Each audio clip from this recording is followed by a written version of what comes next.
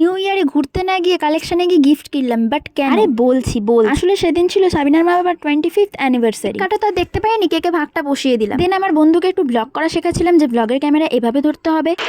ठीक है समझ गया।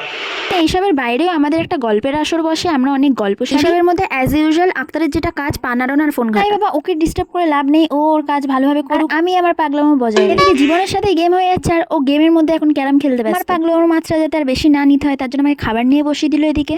बाल बाल बच गया रे देवा।